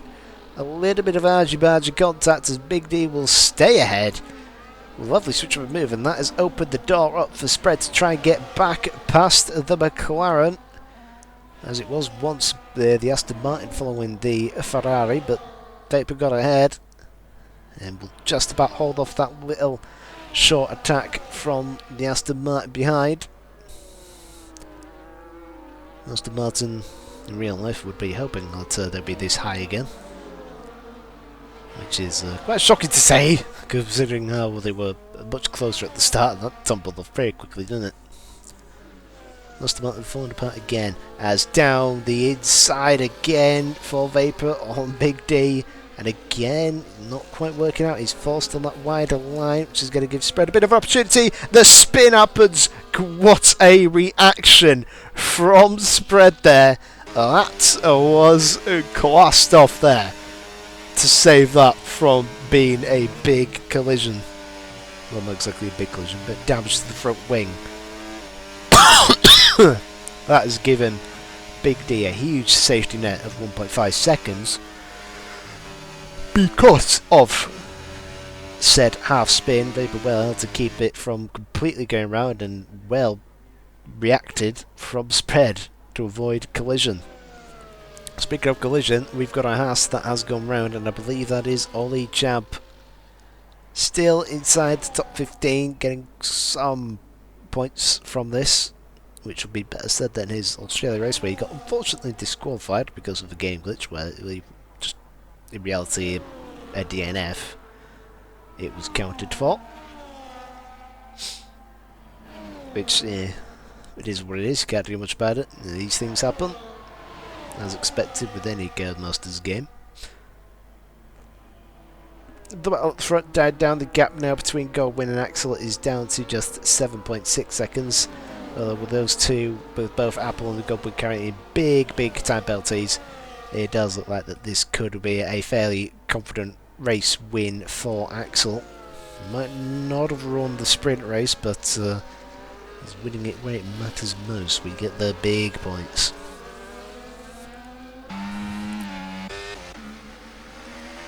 Spread now losing touch here. Now that he doesn't have the safety net of Big D, he can match Big D's pace out in front ahead of him, but he's not quite the McLaren, who's just had another back end moment. Wide goes the Aston Martin. Vapor keeps doing that. His tyres are going to get cooked out, and quite massively as well. For a moment I thought I heard someone else's voice peering through them. I think I'm going insane, ladies and gentlemen. Oh dear, Ollie Champ has disconnected, as Davies has become increasingly under pressure from Scott here, and he's gone for the attempt of a move, and that got close to contact to the second part of that chicane. Big D still there within this little fight for P4. These guys have got to remember, if there's an incident out in front with the top three here and they have a bit of crash or someone goes off big time, it could allow them to claw right back. And you've also got the penalty windows of Goldwyn and Apple out in front to think about. You know, podium, as much as it seems a bit distant at the moment for these guys, is not an impossibility. Anything can happen in these league races, as very first commentating role at... Oh, there we go. Just to cut in on myself here, you can see Scott finally passed by Big D. Scott was once looking to make the overtake on Davies, but he now finds himself overtaken by Big D momentarily. He gets a good exit out of left field, gives him company towards Cops, but a big burst of energy from the Ferrari means he gets well and truly and safely ahead before we get into big poop zone. And speaking of poop zone, off goes Vapor. He's been playing with fire in terms of the back end, stepping out through Cop's corner, and now it's stepped out in a big way that he has gone round and finds himself... Oh, he's got very hot tyres. Because of the spin, he's now got very hot tyres, and they're now going to be wearing quite a lot, to the point where he might have to find himself going into the pits. And oh yeah, he's big time struggling to keep it in a straight line. It's very easy to happen, it will be said.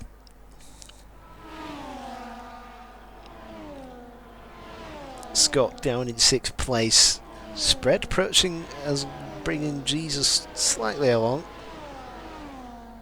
Scott could be under pressure of losing a couple of positions. Vapor speeding into the pit lane. Oh, he's ending it. Come on, guys. Top 15's got points. It's not worth ending it. Yeah, points. Big D. And every single driver going on to the wetter part of the track to help cool down the tyres. And I'm not surprised at all. Rear tyres getting in excess of over 90 degrees. Not what you want to be seeing on intermediate tyres. That is too hot, and it is having a significant effect on the tyre wear. But not enough to on towards pit stop, especially at this time. We're on lap 20 out of 26. That has quickly silently approached the end of the race here. Getting very close. Coming out with every single noise I can probably think of here. Nearly at 30% wear on the rear tyres for Big D. He's just keeping it steady, well.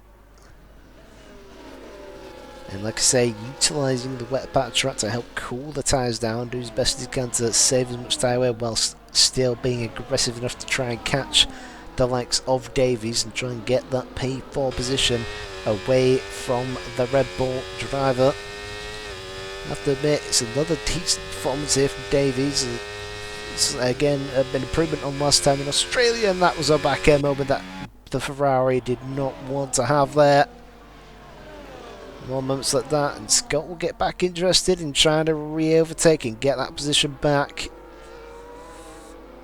And in fairness, Scott's tyres are in much better condition and are staying slightly cooler. Actually, quite significantly cooler, about 3-degree difference in terms of overall tyre temperature from Scott to Big D. And it does make a difference. The cooler the tyres are, the less wear you'll pick up on them, the more grip you'll feel like you have. These rear ends obviously more stable instead of overheating like we saw with Vapor and how that ended. Meanwhile, just a quick back. Axel still going along with Apple still going along with Axel, and that gap out in front has quickly gotten down to now under 2 seconds. Obviously, he already had this position based on penalty countback, and will he be able to get it on track as well? I'm sure he would like to do that. It has to be said, his tyres are not in the best of shape. They are wearing up quite a lot, and his rear tyres are getting very hot. Nearly in excess of getting closer and closer towards that 100-degree marker. Really going hard on his tyres, which explains why you got the likes of Apple quite close behind. Although again, he's also got hot tyres. Everyone getting really hot tyres. I'd see them go off into the wet stuff to try and cool them down as much. So there you can see why that line is looking damp at most. Obviously not quite worth going on dry tyres at this point. We're very close to the end of this race.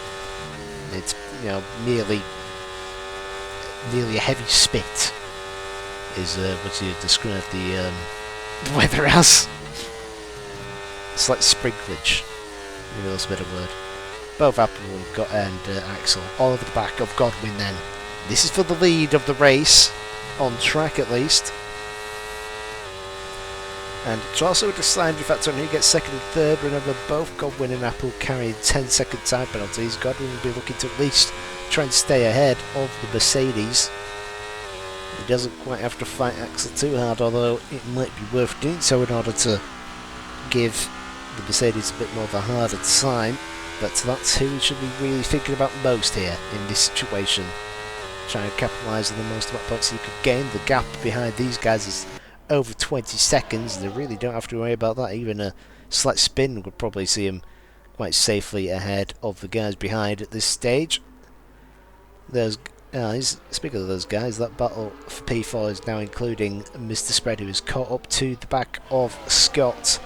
Ricky, in the other hand, still 2.5 seconds away from that battle, but has done well to close that gap. Remember, he carries a 10-second time penalty as well, which will see him drop a position to Jesus. As we've got yellow flags for an Alpine. Is that fatal? No, it's Floyd. And for a moment I thought fatal might have just chucked away a potential chance at getting some points here. His race at Australia didn't go well. It was almost an immediate DNF. Didn't really see past a few laps, but he's done well to keep it. And he's keeping it inside the points, which matters. And he's got people with penalties around him as well. Extra positions could still go his way. The guys out here fighting track limits, as both Apple and Godwin have got 3-second time penalties as well.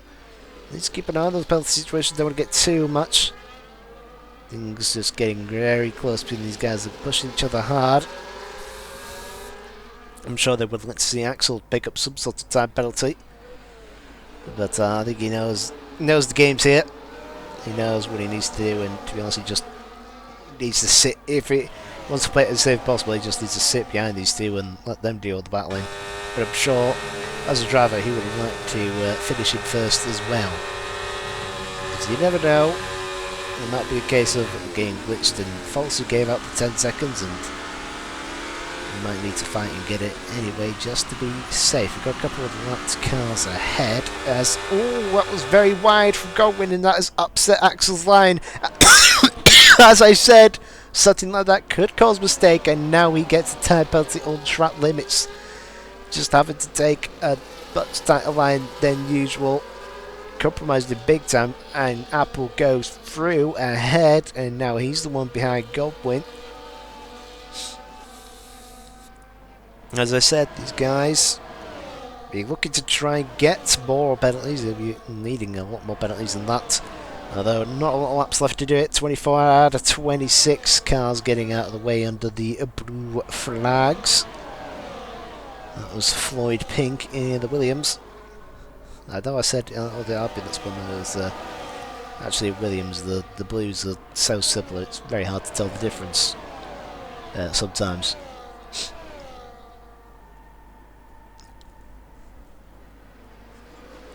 Here we go. Can Apple crucially get ahead of Godwin, or will Godwin bring home yet another P2 finish? He could become a new P2 merchant at this rate. I'm sure he would love that title. Obviously, originally, for those who know, that title went to Spriggs, or Simon Oxon as he became known as. Person who very much liked to finish in P2, and that was contact and more contact between Apple going into the back of the Williams, and Axel sliding his way into the back of Apple. No damage by looks account, but big time loss and a bit of fresh air for Godwin ahead. Very lucky that didn't end in damage any harder, and then that could be a bit of curtains for these guys. Is that a sign of just tyres being a bit too hot, struggling with the keeping them, or struggling with braking? 2 more lap, well, a lap and a half left of this Grand Prix for these guys out in front. Meanwhile, whilst that's been happening, Big D has got himself up into P4 and away from Davies. Able to get as close as possible to the guys ahead, just in case anything happens, and well, something almost did happen, but nothing too epically bad. Spread, on the other hand, looking to try and get past Davies, will make it another top 5 appearance. Last time did get on the podium due to penalty countback and driver disqualifications. But it's a podium nevertheless. And the points are going to be crucial in the long term, both constructors and drivers wise, and he might have a chance here to try and go down the inside into the chicane alongside the Red Bull, but it's a much better line from that Red Bull, who will stay ahead. A good exit though from the Aston Martin. Gets another chance to go down towards Albion Village corner maybe. Not quite going to happen. But these guys are all very much close together. It's a late lunge and there's contact. That's allowed Scott to have a look round the outside. It's a big burst of live action. Ricky's now involved in this battle. He's just doing it for the fun of it really at this point. He's off that 10-second tap, but he's just sending right towards the back end of this battle. But it's a battle nevertheless. And that move has cost spread a position to Scott, who gets back ahead into P6. Scott has been doing a great job, but we're going to switch back on to the front of the field where these guys still battling hard. Apple and Godwin, it's for position. Axel in the meantime, penalty countback, will get ahead of the lot of these. He's just backed off and now just biding his time at this stage. Here we go. Last chance to make a move into the chicane, and he's gone for it very late. That was never going to work out, and it's a spin. It's a half spin. That was very audacious. We knew that was coming. Godwin crosses the line in P1, but it's going to be Axel who takes it and crosses at the same time. Axel takes the top spot. Godwin in second. Apple tried it, but didn't quite work out. Gets third place. And it looks like Big D's going to comfortably take home P4 here as he rounds out the final few corners. Having a look back here, is Spread going to do it towards the line? Ooh, it's close, but no sync out. That was very close, actually, only a 10th in it. Jesus hops up into P8, Spread 7th, Scott 6th. Scott and Davies did well to take advantage of that reverse grid start, and they'll be very happy with that one for sure. Robbo still in 11th place, closing up on Atkins, but unless there's an almighty dive bomb, I don't think that one's going to quite end up his way.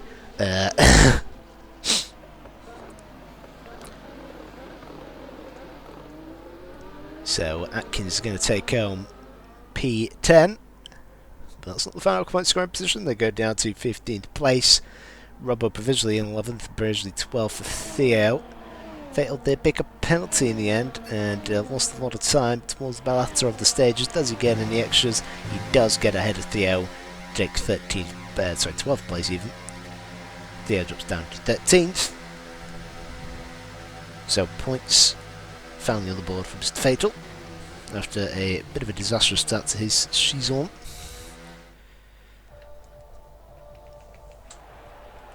It's not bad at all. Racing definitely takes it into a bit of changes for some people, but who remains at the top is Mr. Axel. He takes home first place. Oh god, I'm dying.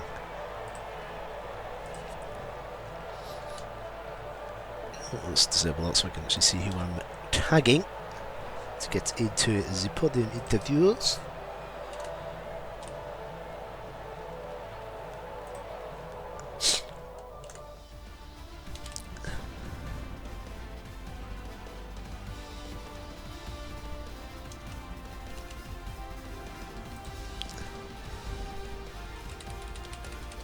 It's alright, typing, can't talk at the same time.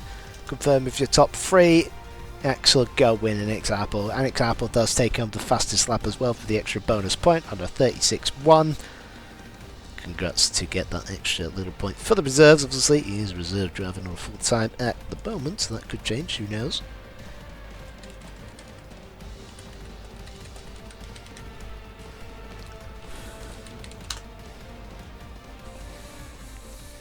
And like I say, extra special thanks to you with the likes of Davies and Scott, because they did a great job out there. Yeah, Apple, if only you didn't speed, you could have won a race. Wasn't too far off. I was sure Godwin would be kicking himself after that one as well. It'll be nice to see their reactions when we get them in. Oh god, no, god, that's that. Well, we were out. We will. Let's switch over to that screen so we don't get any ridiculous copyright strikes.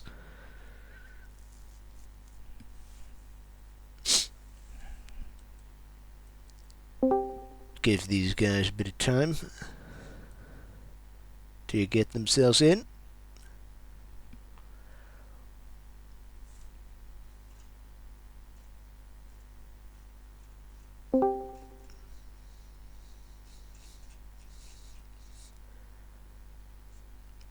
Who we're waiting for? We're just waiting on Mr. Axel. And give him a moment before we start off. Just a reminder to the people watching in Fangio chat, the driver of the day vote still comes out along after the race reports, just in case of any last minute penalties.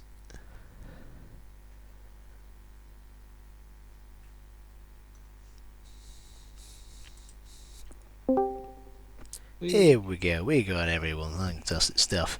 Don't need to worry about including your order, it'll automatically will be there. And we'll start with a race winner yet again, 2 times in a row, although we didn't quite win the sprint race. Mr. Axel, wet What's weather up? doesn't seem like it's the most ideal situation for yourself there. Wet conditions? Nah, not really. I mean, starting on no ABS this game, I haven't done any wet practice on that, but the pace was surprisingly strong. Not in the beginning, and then I made a mistake in the sprint. Then I found some pace, but Apple was too quick. Second, I'll take that from. No, actually, I start from pole. But in the main race, I had a really good start, but Josh and Apple had incredible starts, both of them. Made the whole thing a lot more tricky. Then we had quite a bit of a defensive masterclass right in front of us from Scott. Uh, took like a year to get past, but we eventually did. And yeah, from there on, just try to get that thing closer to Josh. He struggled with pace, and yeah, at the end I got a front wing damage light because Apple had a moment. But yeah. Oh, so it's very very hard to tell when light damage occurs on the scale. I have to point out to the viewers. It was a little bit of damage then. Just a point on, obviously, the part where you were stuck behind Scott. Did you think were probably a little bit halted by the fact that you and Apple started battling, mostly Apple, quite hard towards when you got right to the back of both the RB and the Red Bull? I mean, I was trying to set up Magus and Beckett's to perfect the exit, and Apple kept trying to make a move in the middle of it, hindering that completely. But yeah, I don't know. Eventually we got past. No worries. And moving on to second place, yet again, Mr. Godwin. You're taking Hello. the new nickname of a P2 merchant, as one Go on. Spriggs used to have. Oh no, that's gonna be fun if that continues. No, you're gonna love it. No, I'm definitely gonna milk it all the way through. Overall, pace not quite 100% your way, but managed to hold off most of the attacks. But the unfortunate 10-second time penalty. Yeah, that didn't get a plan. I didn't know when to brake. I thought I broke too early, so I lifted off into the pits. And then, yeah, the rest is just, yeah. I should not have pushed it. I had such a comfortable gap, and it maybe could have changed the result of the race. I feel like Axel might have been a bit more aggressive if he knew he was battling for the win, instead of having to sit behind and just win. But yeah, it's annoying, but seeing that I had a 12-second gap at one point to them, I'm a bit annoyed, but going off the pace in the sprint, they were way too fast for me. So I'll take a P2 any day. Absolutely, it's obviously reverse grid helped you out a little bit there. Obviously, being ahead of the likes of Axel and Apple and all that, who definitely were the quickest of the two throughout the weekend. Sorry, I say the weekend, throughout the day even. But do you think the sprint weekends with the reverse grid format is that the best way to potentially capitalise here, or do you think you'll be able to take it forward with the pace and try and match what seems to be a very quick Axel? I think I can match him. I can beat Jack, and Jack beat him multiple seasons. So if he can do it, I can do it. And I got to carry on Jack's legacy somehow. If that means beating Axel in the championship, then let it be. Fair enough. Yeah, no, that's a good point. Fair comment. Two P2 finishes in a row. Very good job. And moving on to third, Apple. Oh well, that's been like a long time since I last spoke to you. Obviously back in FPL1, but a third place finish. I rate the last minute attempts, but not quite going to work out there. Yeah, that was not actually an attempt. I got on the grass and turned to get off the grass and broke too late and almost ended up in the side of Josh. That's pretty much what happened there. Oh, there. I barely even noticed the grass touch. I thought, oh, that's going to be a bit of a sin.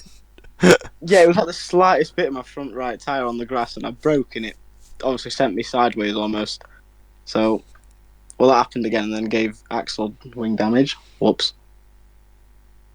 But I felt like I had probably the best pace there. I just need to improve my racecraft, really.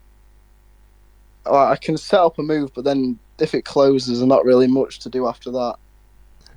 I think I thoroughly enjoyed battling with Scott and Axel. That was probably my highlight of the day, apart from winning the sprint. But yeah, a solid pace improvement since last game, so I'm happy with that. So I know, obviously, you take part in this one as reserve. Obviously, who knows if full-time opportunities do come up, and obviously you've also got the likes of the FBR 100 League. So in terms of this sudden outburst of extra pace, in terms of potential other championships that you could work on, do you think that you'll be able to take the battle with the quick guys like Axel and the Josh, also known as the new Kamarov? Well, first of all, I'm full time in PRF1 this year. Ah, right. I think Silverstone's always been a weak track for me personally. Like on last year's game, I could never like hook it up properly. And it's been really the same this year. So I think if it comes to a track that's more suited to me, maybe like Jeddah or something like that, then I could 100%, well, not beat Axel, but be there with Curse and Axel. Definitely like in between both of them. I was sorry, I thought you were getting all mixed up. I'll eventually get everything right, but yes, full-time driver. Sorry about that one. Yeah, no, nevertheless, good P3 performance and a good catch-up of points in the end. Moving on to what we have next week, I just need to remind myself because I forgot. It's Saudi Arabia. Oh god, it's Saudi Arabia. Judging by that reaction, I don't think someone's very happy about that. We'll start with Axel.